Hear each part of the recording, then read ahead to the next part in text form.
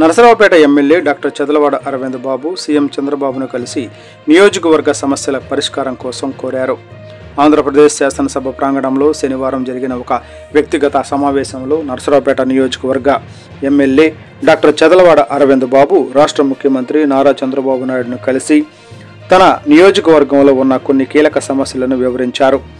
నియోజకవర్గ అభివృద్ధికి సీఎం సహకారం కోరుతూ నిర్దిష్టమైన చర్యలు చేపట్టాలని విజ్ఞప్తి చేశారు. ముఖ్యమంత్రి ఈ ప్రతిపాదనలకు సానుకూలంగా స్పందించారు. దీంతో నియోజకవర్గం ప్రజలు ఆశాభావం వ్యక్తం చేస్తున్నారు.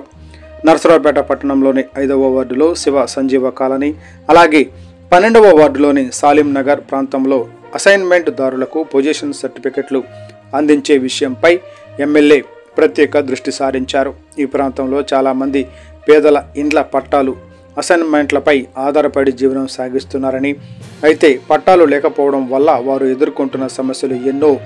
ఈ సర్టిఫికెట్లు అందిస్తే తమ హక్కులను సురక్షితంగా కాపాడుకోవచ్చు, బ్యాంకు రుణాలు, ఇతర ప్రభుత్వ సేవలు సులభంగా పొందవచ్చు అని ఎమ్మెల్యే వివరించారు.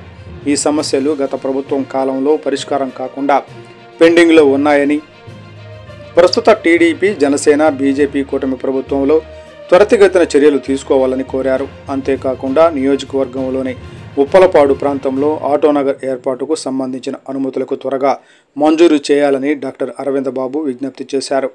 ఈ ఆటోనగర్ ప్రాజెక్టుకు స్థానిక ఆటోమొబైల్ వ్యాపారులు, మెకానిక్లు, రిపేర్ షాపులకు అండగా నిలుస్తుంది. దీని ద్వారా వందలాది మంది ఉపాధి అవకాశాలు సృష్టించవచ్చు, స్థానిక ఆర్థిక వ్యవస్థకు బలం చేకూరుతుంది. ప్రస్తుతం ఈ ప్రాజెక్టుకు సంబంధించిన ఫైల్ పల్నాడు జిల్లా కలెక్టరేట్ నుంచి ఏపీ సచివాలయానికి అనుమతుల కోసం పంపించబడిందని ఎమ్మెల్యే తెలిపారు.